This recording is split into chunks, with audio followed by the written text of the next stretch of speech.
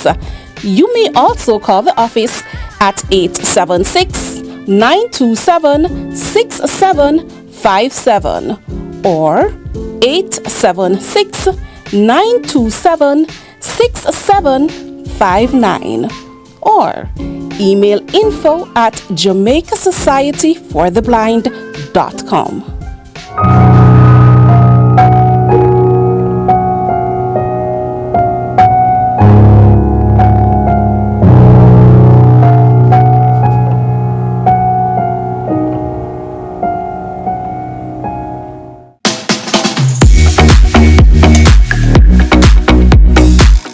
The Rural Agricultural Development Authority, RADA, is dedicated to helping you recover and rebuild. Farmers, just let me say that RADA is there working on your behalf. We're there to make sure that you bounce back quickly and even stronger than before. So don't give up hope. The RADA team is on the ground, providing technical guidance on recovery strategies, including crop and livestock rehabilitation. Rest assured, help will come to you and you'll be able to bounce back. For queries and information, WhatsApp 876-436-8879 or call 888-ASK-RADA.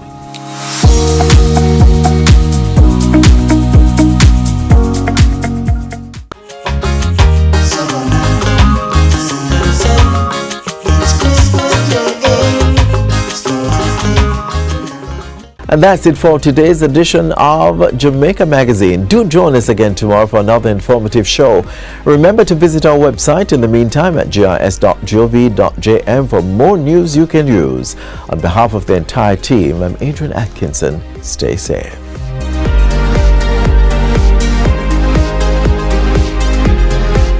This has been a production of the Jamaica Information Service, the voice of Jamaica.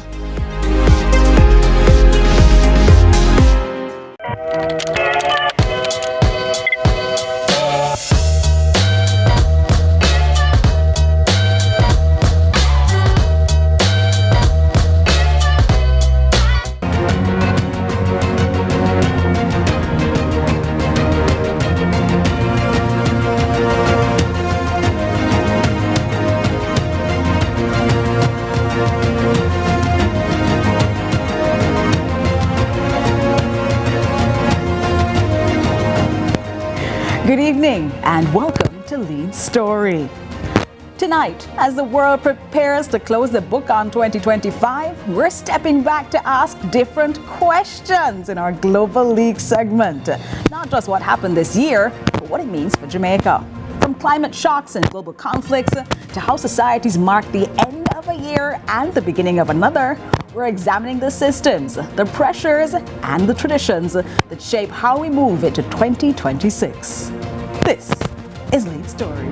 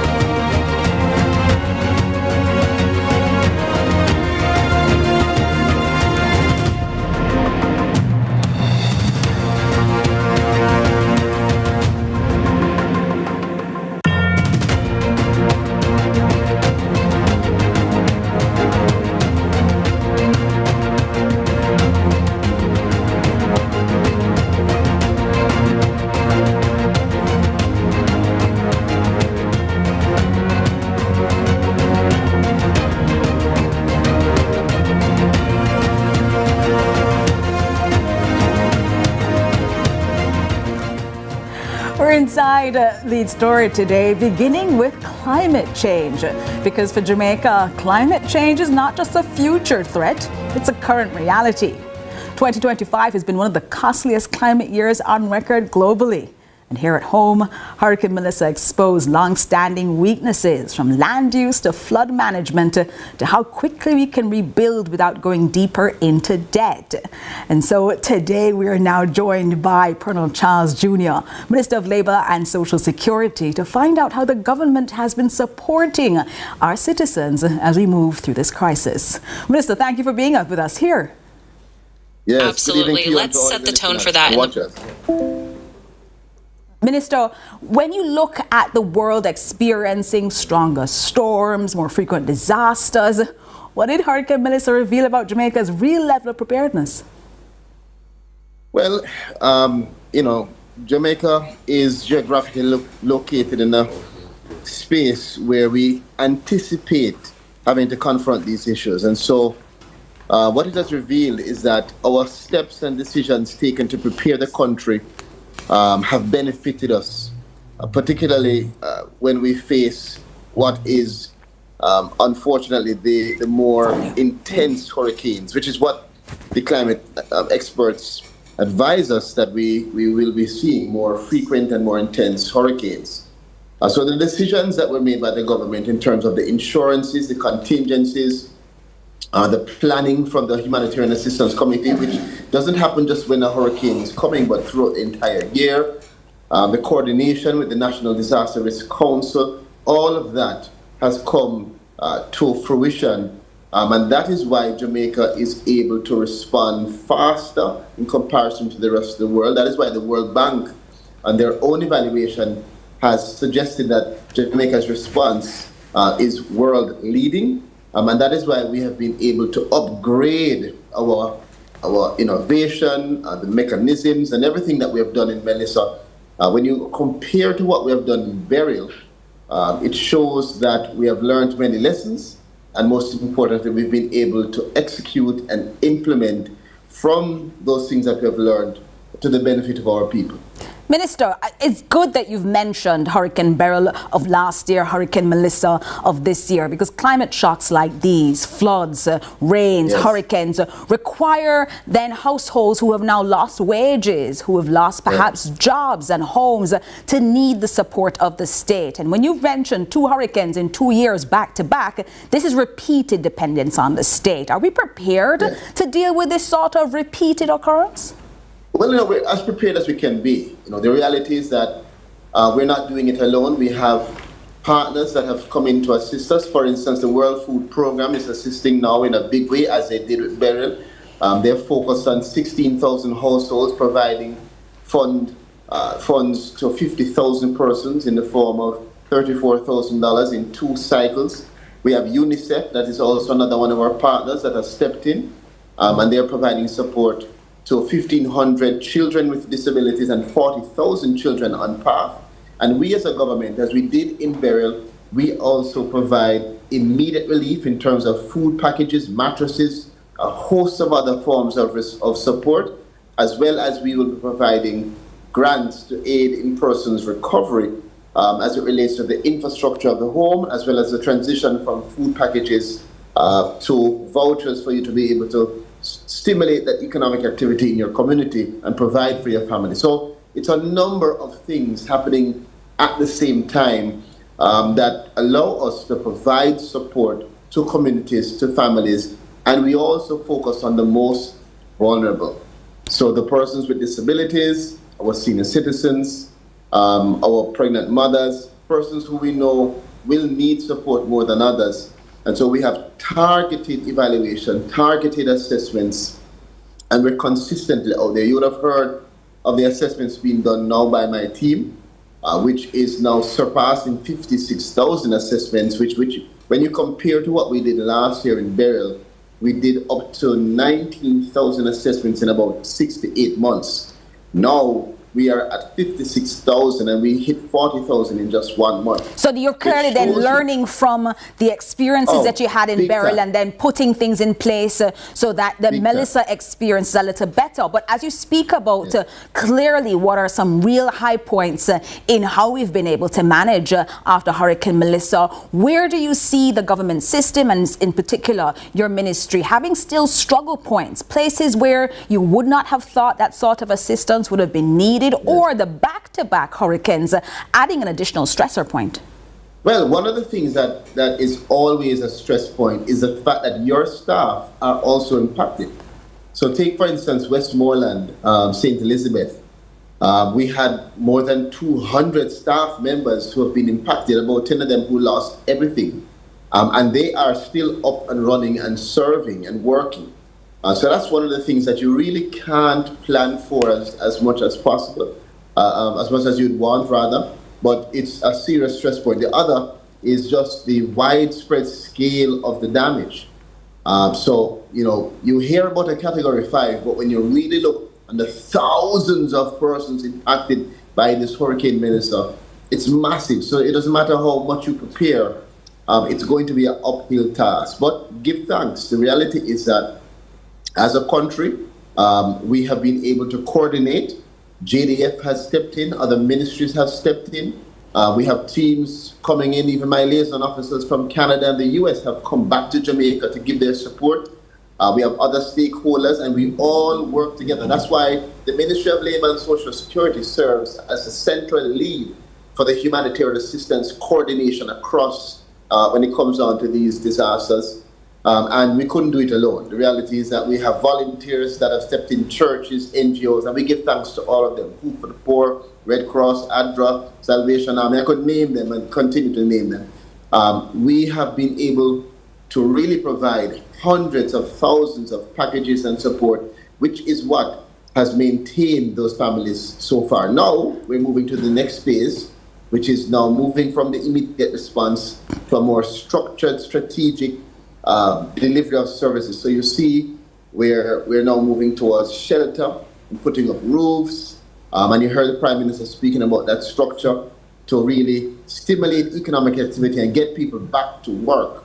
And that's one of the things that we are focusing on right now. As we speak, my team is actually in Westmoreland with the JDF doing a Christmas treat and also trying to help in terms of providing services through the Solidarity Program that will help to give you that push, that catalyst for you to get back to work and back on your feet independently. I think it's so important that you have spoken about not only the initial steps, but then the follow-on steps. Speaking of what Dr. Holness has made very clear as well, that we are moving progressively through those steps. A big question for you, perhaps an unfair question just before we leave, but as Minister of Labour and Social Security, what are some of the 2026 labour-related or social security climate-related risks that keep you up at night? Well, when people think about hurricane, they think about physical infrastructure destruction. For me, it's the displacement in the social security network, the loss of jobs, the displacement from the home, the immediate loss in terms of access to food and all those amenities that provide stability. That's what keeps us up at night. But I think it's important to note that as much as we are aware of those things, we are preparing. And every single year, we're getting better, we are upgrading, we are increasing, we are improving our mechanisms and the innovation that we use to do our work. And so you've seen the improvements from Beryl to Melissa. And I think that whenever next, God fearing that we have any other issue, Jamaica will see that the country is better prepared in terms of doing assessments in a timely manner, which is the foundation of providing the benefit that our people need to get back onto their own 2 feet. There are many people listening to you right now, Minister. There are many people listening to you right now saying they're crossing their fingers and their toes that after you learn from Melissa, you don't have a next one next year to be learning from, to put Melissa immediately into practice as well. But as you've said, that displacement is so significant, especially for those who had been impacted by Hurricane Beryl the year before, impacted by Melissa this year, and then looking now, hoping that hurricane season 2026 is kind to us all. Let me say this, we have a self-reporting tool. I want them just to end. If there's anyone that we've missed, or anyone who needs to be assessed and is not yet assessed, go on our website and use our self-reporting tool. It's another new element that we've added. that allows us to fill those gaps and make sure that we leave no one behind. I think that's so important, Minister. Those who are still not in the super ramped up review process that you've had in that assessment still have the opportunity to reach out to the Minister and the Ministry of Labour and Social Support. Labor and Social Security. Minister Colonel Charles Jr., thank you so much for joining us inside Lead Story. Happy New Year when it comes. Happy New Year to you too, Minister. Now, as we talk about what Hurricane Melissa exposed and showed to us, we have some things that we learned from Hurricane Melissa. Flood-prone communities, infrastructure damage, and recovery timeline gaps. But as you heard from the Minister, these are things that we are working on to get improved as we move into 2026. Climate change won't forget us, so we can't forget it. We'll take a break inside Lead Story and come back to you. We are now going through the major stories of the year. What have they done to shape the way Jamaica has to look out? We'll talk about that next here on CVM Television.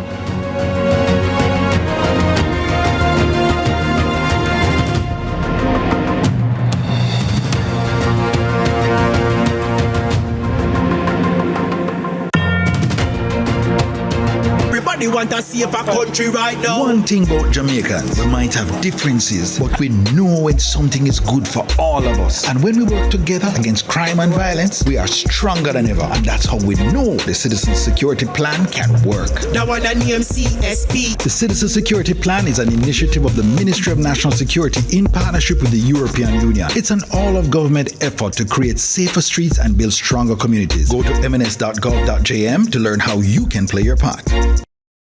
Jamaica's unemployment rate has fallen to 3.3%, down from 13.2% in 2016. Our government's continued focus on job creation is delivering real results.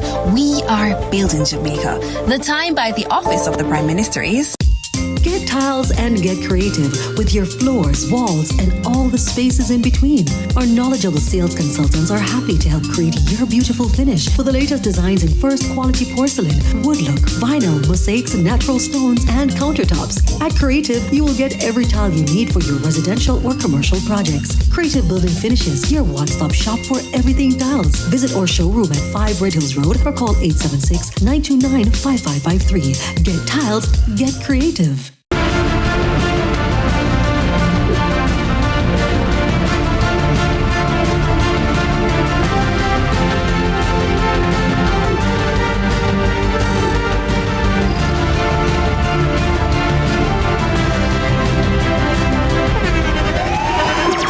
The internationally acclaimed On Stage with Winfred Williams. At a new time, Saturdays at 8 p.m. on CVM TV. So much more than entertainment.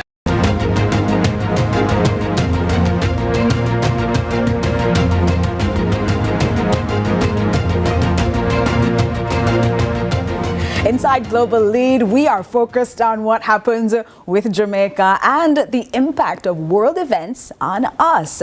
And while Jamaica deals with climate shocks, the world ends this year still deeply unstable. The war in Ukraine continues with no clear end. Conflict in the Middle East remains volatile. And for small, import-dependent countries like us, these wars are not distant. They show up in fuel prices, food costs, and shipping disruptions.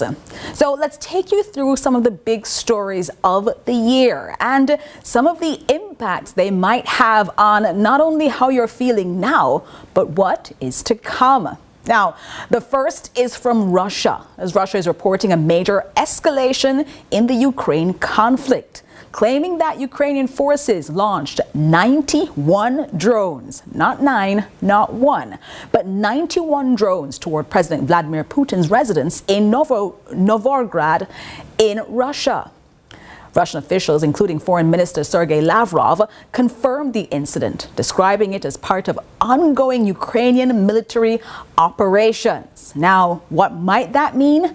That might mean that we could be looking at an escalation in a conflict that's already years running. More in this report. The prospects for peace in Ukraine have been dealt a fresh blow. Russia has accused Ukraine of firing drones at one of President Vladimir Putin's residences. Kiev denied these allegations, calling them a lie aimed at undermining efforts to end the war.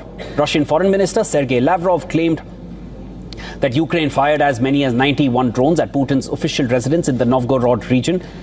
Lavrov also said that all these drones were shot down by Russian air defenses. He did not elaborate or provide evidence of the attack. Ukraine has dismissed the allegations. President Zelensky called the Russian claims a complete fabrication. He claimed the allegations are designed to undermine the peace process.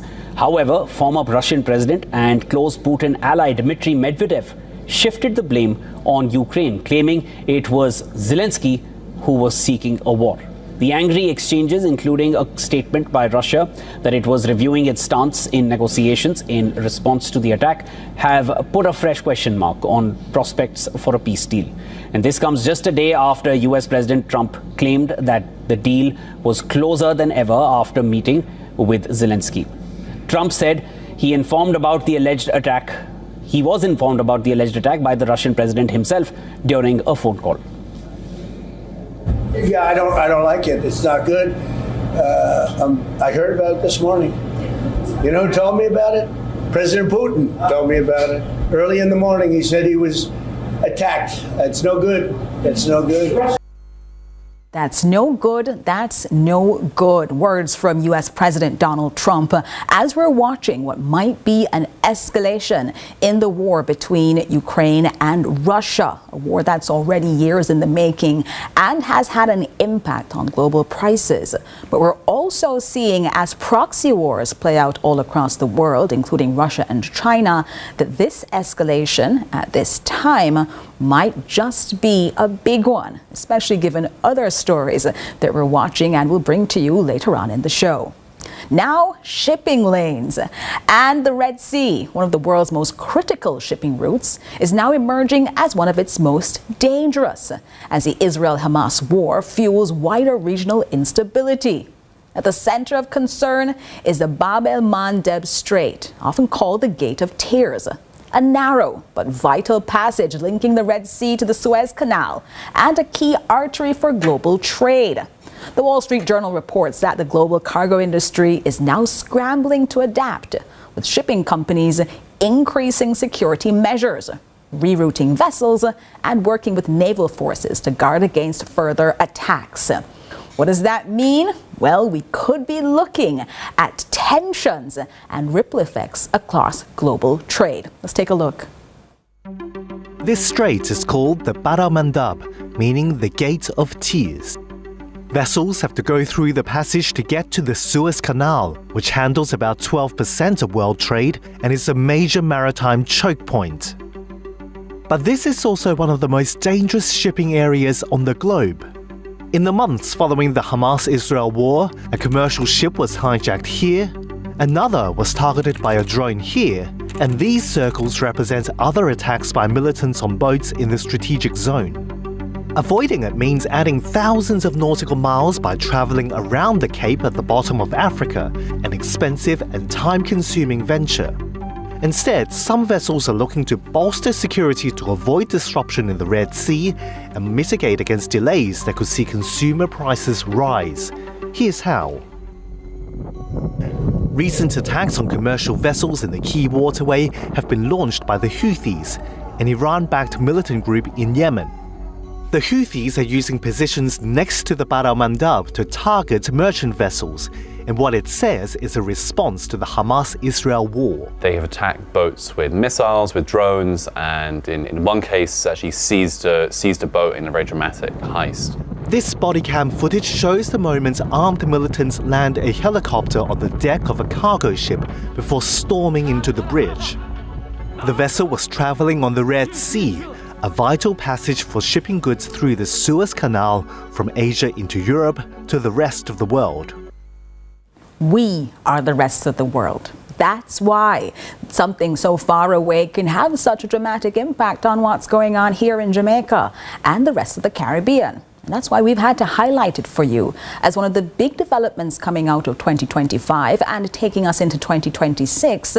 You have to be aware that with there being a projected global economic slowdown and concerns about what shipping in the Caribbean might look like, thanks to a threat of war in the region, global prices will reflect the changes that you are seeing and the increased security costs to go through the Suez Canal. Well, next up, multilateralism. Gosh, you might have learned that word in 2025. Different countries working together. But have you ever wondered how they work together to solve global problems and to shape international policy? That cooperative approach, that's the multilateralism we're talking about, refers to nations working together and collectively doing so, rather than alone or in pairs. And they're doing this through international organizations and agreements to promote peace, security, and economic stability. Well, you saw that come into sharp focus this year. CARICOM now having Trinidad and Tobago stand apart, and the United Nations coming under incredible attack from not only the US administration, but also other countries who are wanting to do unilateral actions by one country, or put in place bilateral deals. That's just between two countries. But institutions such as the United Nations and the World Trade Organization play a central role in this process, providing platforms where small countries like us and large countries like others can collaborate, manage conflicts, and reduce trade barriers. And well, given what we had to deal with over the past few years, like COVID-19 and now wars and possible wars, what comes ahead? So let's take a look at the multilateralism that we're accustomed to seeing and why it came under such significant pressure this year. Imagine a world where countries work together to solve big problems instead of competing alone. That's what multilateralism is all about. It's a way nations cooperate on issues like trade, security, and climate change. Instead of one country making all the decisions, many come together to find common ground.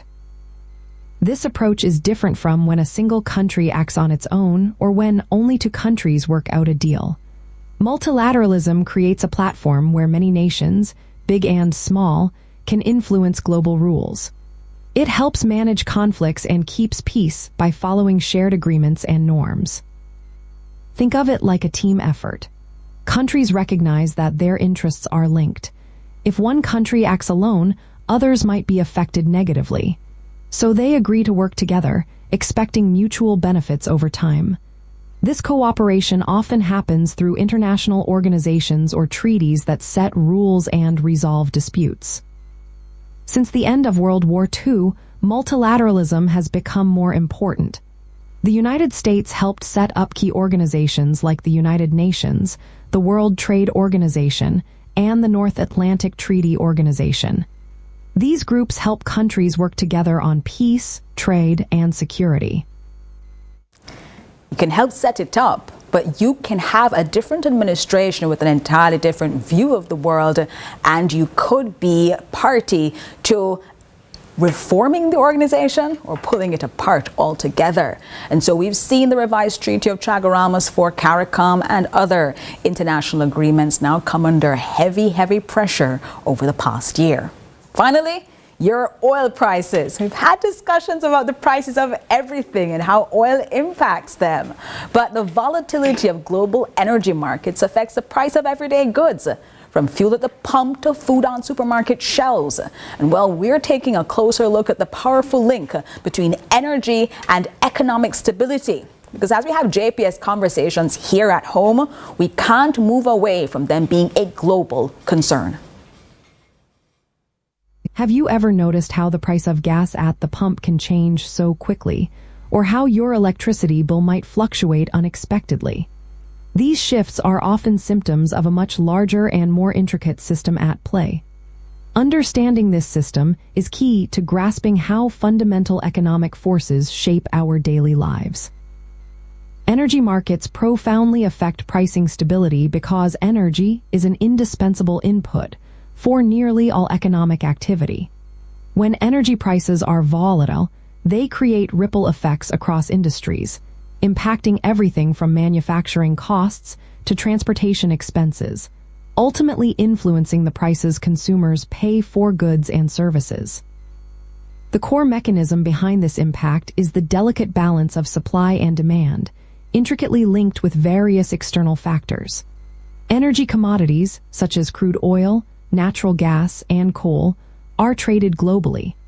Their prices are not only determined by the cost of extraction and delivery but also by geopolitical events, technological advancements, and regulatory policies. For instance, disruptions in a major oil-producing region can instantly reduce global supply, leading to a geopolitical premium on prices, which then translates to higher costs for businesses and consumers worldwide. So that helps you understand why the war between Ukraine and Russia and now the potential tensions escalating between the United States and Venezuela are so important to global energy prices. Well, that's us explaining to you what was going on over the past year and helping you better understand how they'll impact us as we go into 2026. But first, we have New Year's celebrations. And we'll talk about New Year's celebrations here in Jamaica and across the world next inside Lead Story.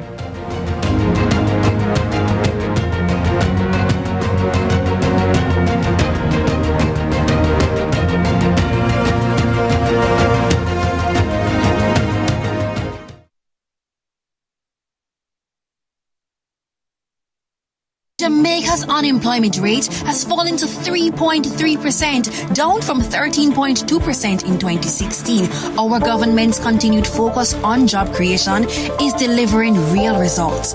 We are building Jamaica. The time by the Office of the Prime Minister is... Everybody want to see a country right now. Jamaica, make we do the right thing. Make we live good today for a better tomorrow. Talk it out. Don't fight it out. The time by the Ministry of National Security is 6:30. Here's another tip from Hawkeye to help you secure the season. The holidays are a time for fun, family, and travel, but they can also attract unwanted attention if we are not careful. One of the simplest ways to stay safe is to think twice before posting your plans on social media. If you are heading out of town, avoid announcing it in real time. Instead, consider waiting a day or two before sharing your location or travel photos. This way, you can still let your friends and followers enjoy your holiday updates, but you are not putting your home or family at risk while you are away. Even small details like showing when your house is empty or leaving hints of expensive gifts can make you a target for opportunists. So keep your online posts thoughtful and delayed. Double check your privacy settings and remember that being cautious online is just as important as locking your doors. That small habit can make a big difference in keeping your holidays safe and worry-free. This has been your Secure the Season tip from Hawkeye. Get qualified in Stage 1 practical nursing in only 6 months with City and Guild certificates at IIRQ Academy, located at 32 Hope Road, Kingston 10. Start online and face-to-face classes very soon and get qualified for local and overseas employment at affordable rates. Also available 7 to 9 months international certificate and diplomas in Level 3 certificate in early childhood education, Level 5 diploma in business management, pharmacy technician, medical assistant, medical lab technician, diploma in practical nursing, and travel tourism, hospitality, and entertainment. Register this month and get 2 subjects with your course for free. Call us at 876-322-4029 or 630-1084. As a fitness guy, I was surprised by my chronic illness diagnosis. I thought working out harder would fix it, but it wasn't enough. Now, my prescription meds are a part of my routine. When I got my diagnosis, I really felt down and stopped spending time with the people I love. Then I decided not to let any disease get the best of me. And I'm committed to taking my meds as prescribed. On time, every time. No hesitation. Take your medication. A message from the NHF. NHF is here for health. NHF is here for you.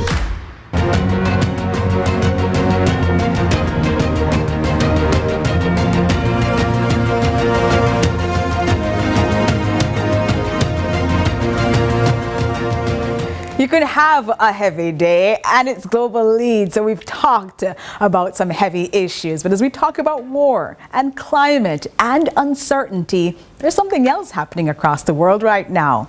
People are gathering. They're counting down, praying, lighting fireworks, going to churches and temples, and they're prepping for all of that for tomorrow. But even now, there are some people still doing a whole series of activities to mark the end of a year and the beginning of another. Because even in the hardest years, human societies insist on marking the end of time and the beginning of it again. Well, we're going to deep dive into why with two people who can absolutely help us. Joining us now is storyteller and orator at the Edna Manley College for the Visual and Performing Arts, Dr. Amina Blackwood Meeks, and the Dean for the School of Drama at the Edna Manley College, Marvin George. Good evening to you both and welcome to Lead Story. Good evening. Starring the Edna Manley College of the Visual and Performing Arts. Good evening. Season's greetings, everybody. Glad to have you with us inside the show. It is clearly something that is lightning to the spirits of people that they keep doing it. Marvin George as Dean, why do people across human societies, across centuries, keep looking at the end of one year, whenever it is that they mark it, and the beginning of another as a time to look and reflect at that, even in the time of war, disaster, hardship, and for some people right now, Hurricane Melissa? Yeah. Well, good evening, and thanks again, and season's greetings again.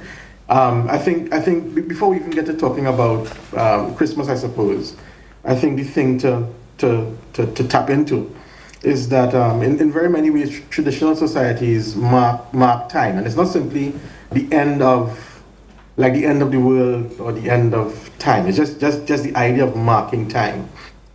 Traditional societies would have done that by commemorating or recognizing the seasons. When shifts in the seasonal changes, a lot of the festival practices, for example, that we've inherited in the Caribbean are also born out of that particular kind of worldview, that cosmology, where people find it important to mark time, to commemorate time.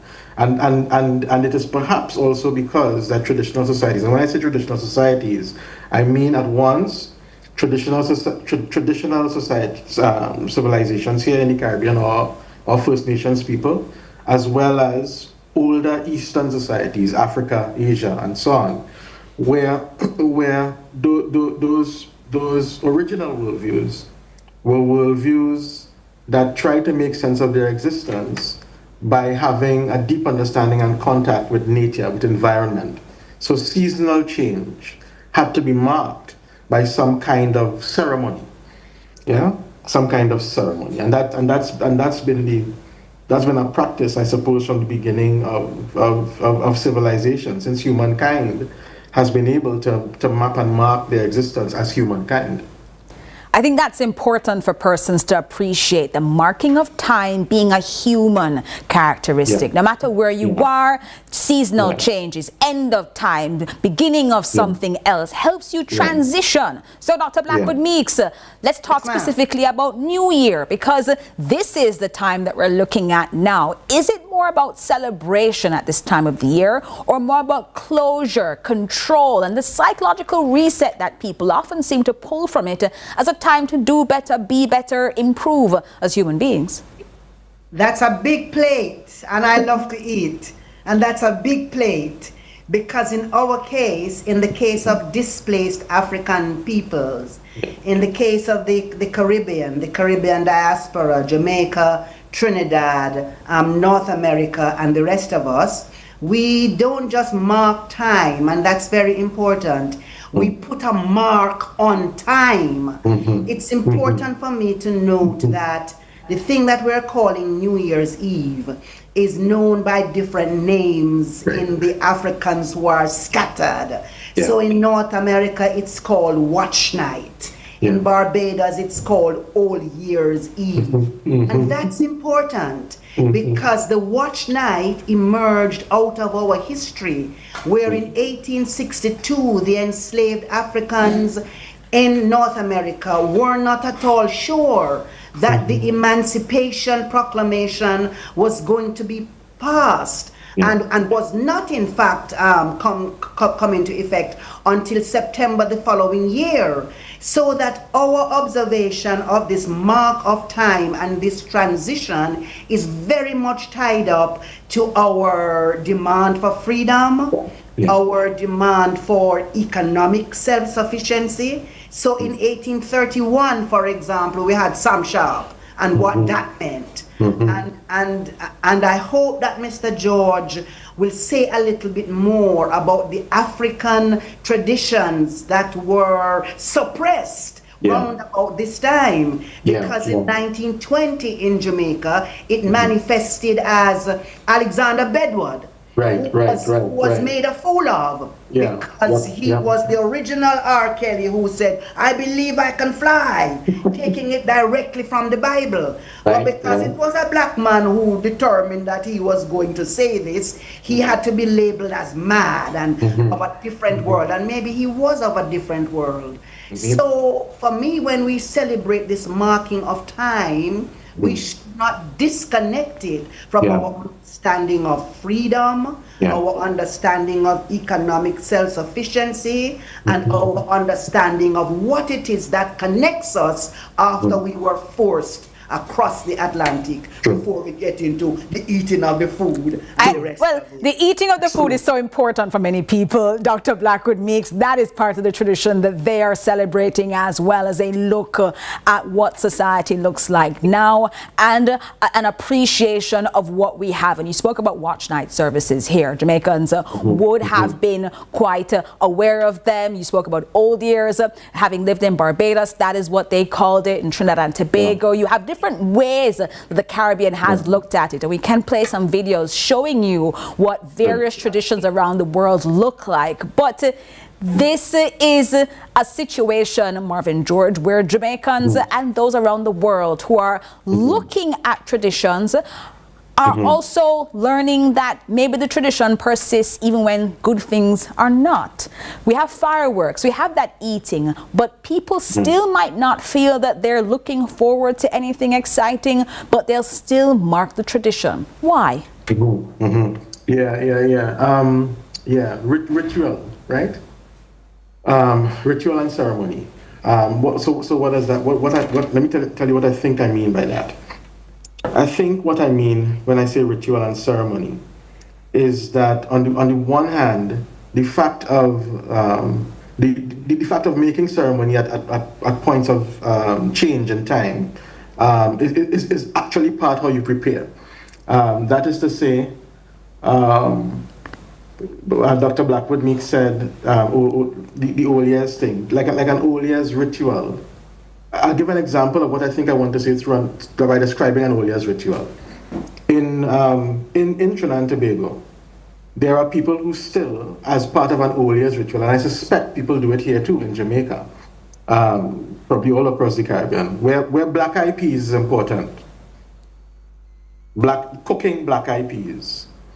And I did it for a number of years unwittingly because my mother did it. So in a way, the marking of that time, of that transition in time with food, is something that was bequeathed to me. Let me ask then, Dr. Blackwood Meeks, because I have only heard of this European tradition of people going under their tables to eat grapes, but I don't know of any specific traditions here in Jamaica of eating or consuming certain foods around New Year's. Do you know of any, Dr. Blackwood Meeks? That eating of the grapes, I think, is Spain, if I'm not mistaken. Yes, it's a Spanish and Latin American world tradition, under the table for good luck. Do we have anything like that here?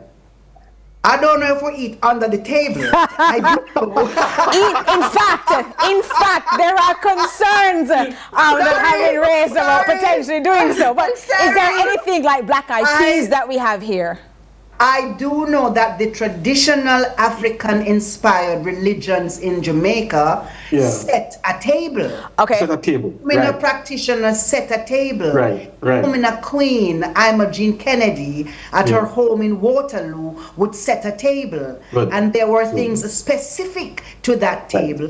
The duck bread and the crown bread and the drinks and the candle and all of that. Revivalists have a similar practice, I believe. I'm not sure if it is done exactly on New Year's Eve or a few days into the new year. But the rituals and the ceremonies all represent and symbolize the same concept, I believe, that we are throwing out the old to bring in the new. Affirming that new which we are stepping into. Exactly. And so in my house, for example, And I say in my house because I don't know how many other houses. I grew up with a revivalist father.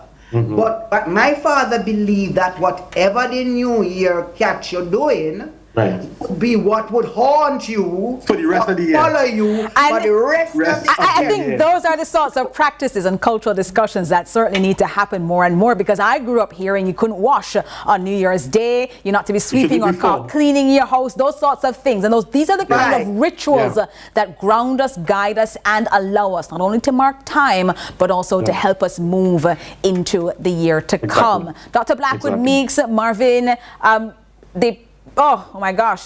Marvin George, Dean of the Edumani College of Visual and Performing Arts School of Drama. You both clearly are going to have to come back inside the story. I know, look, as you look the year done, and as you look, our conversation is also over inside Lead Stories. We quickly went through some of the important ways marking the transition makes a difference in homes all across the country. We'll have more of this discussion in the year to come. Thank you both for joining us inside. Bless you. Happy New Year, everyone. Happy New Year to you. Happy New Year. All right, we're going to take now a break and come back to you in a few moments with the top 3 stories across the globe that you need to pay attention to. Stay with us here inside Lead Story.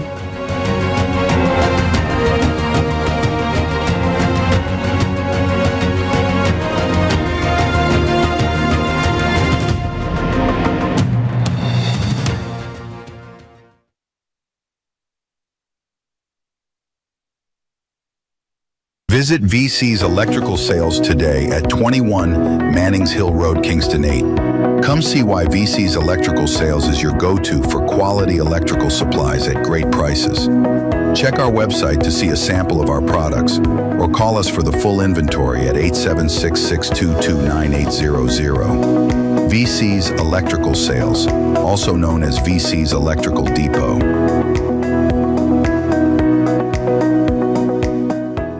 Protecting Jamaica's borders is a key priority for the Jamaica Customs Agency. The JCA will remain vigilant and resolute in effectively fulfilling this mandate. Need to pass your CSEC CAPE exams to get that dream job or to qualify for university? Then Distinction College is the school for you. We have locations in Kingston, Spanish Town, St. Elizabeth and Ocho Rios. Start day, evening and Saturday classes this coming term and sit CSEC CAPE exams for January's resit or May-June. Maths, law, science, English. We have the lowest school fees. Register before the end of the month and win an entire term free. Call us at 354-8560.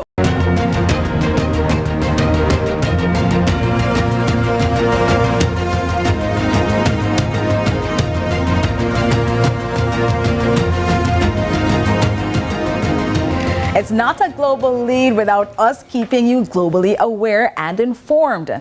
These are stories that might be following us into 2026. So we close with 3 stories you should be watching and why they matter for Jamaica. Number 1. Venezuela strike. Well, the CIA has carried out a drone strike last week on a port facility in Venezuela that U.S. officials believe was used by a narcotics gang. According to people briefed on the operation, the details fleshed out an attack that President of the United States, Donald Trump, had already discussed openly. And this is despite the secrecy that typically surrounds CIA operations. More in this report. Another U.S. strike on a boat, this time in the Eastern Pacific, killing 2, raising the number of known strikes to 31, with more than 100 people killed. The U.S. has claimed without proof that it is targeting boats running drugs, specifically fentanyl. Experts say very little, if any, fentanyl comes out of Venezuela. Still, U.S. President Donald Trump is continuing his pressure campaign, now asserting more military action has happened inside Venezuela. There was a major explosion in the dock area where they load the boats up with drugs. They load the boats up with drugs, so we hit all the boats, and now we hit the area. It's the implementation area. That's where they implement, and that is no longer around. The White House, the Pentagon, gave no other information, and no strike inside Venezuela has been confirmed. This comes as the U.S. continues to pursue a third oil tanker associated with Venezuela. It's already commandeered 2 other vessels, which the U.S. president says the U.S. will keep the oil and the ships. The U.S. military has built up a sizable presence in the region, both troops and equipment. For his part, Venezuelan President Nicolas Maduro has instructed his special forces to begin training civilians at a commando training center. The commando school of the Bolivarian National Guard is one of the best commando schools in the entire world. They come from all over the world to train and learn Venezuelan commando techniques that are infallible in their ability to act, camouflage, attack, and achieve victory. Trump has indicated he wants Maduro out of power. Maduro has given no indication he plans to leave. Patty Culhane, Al Jazeera, Washington. You're clearly hearing then a situation that is going to concern us and potentially well into 2026.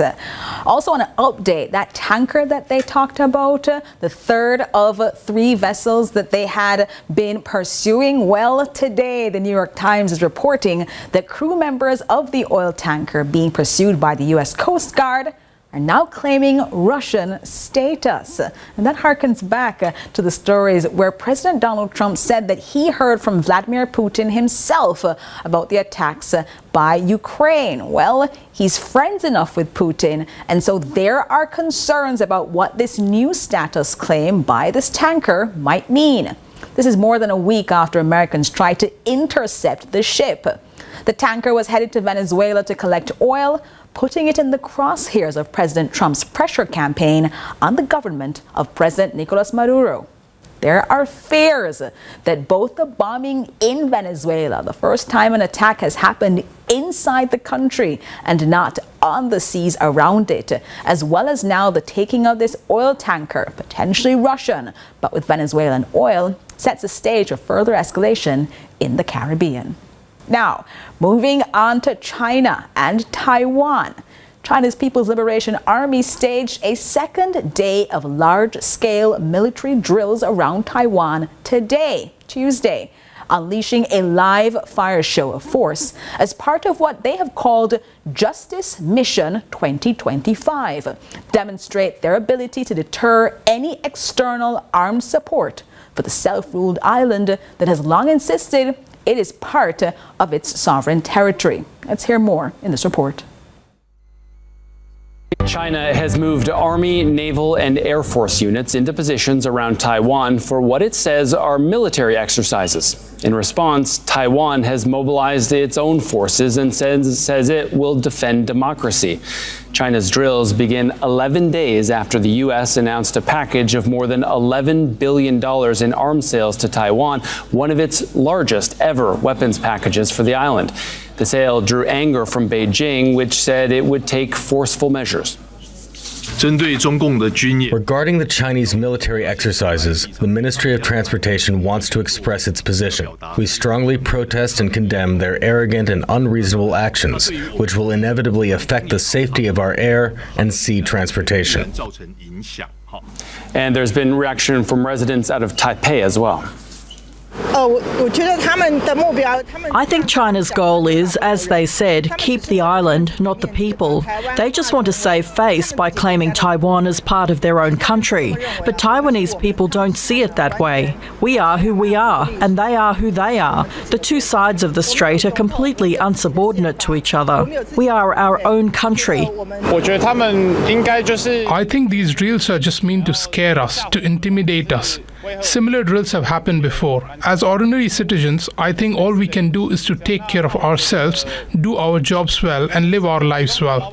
The political side of things can only be handled by Taiwan's current government and how they choose to respond. We're watching a situation then where Taiwan, off the coast of China, today and yesterday had strikes all around the island. All the corners of the island had strikes with the People's Liberation Army from China's Eastern Theater Command, sending destroyers, frigates, fighters, and bombers to the waters north and south of the island to test its ability sea air coordination and blockading.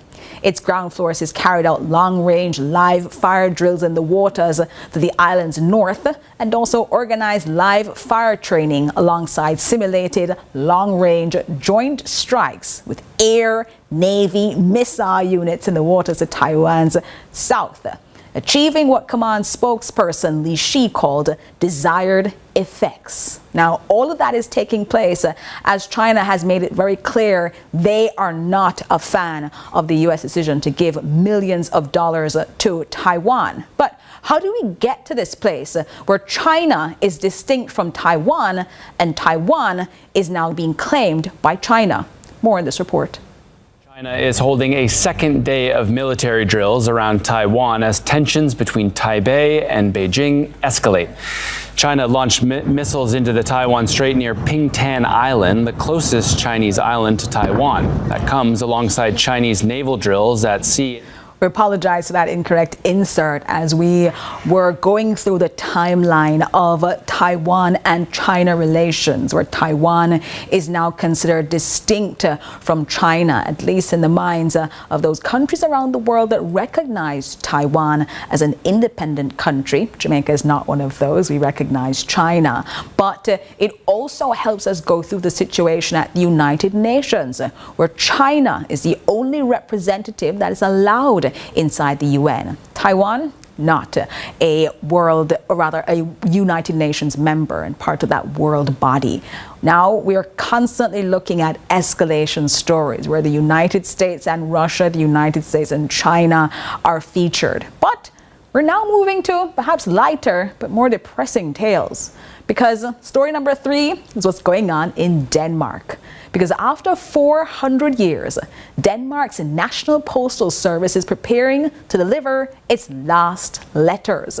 Today was the last day that their postal service, the PostNord, will give out letters.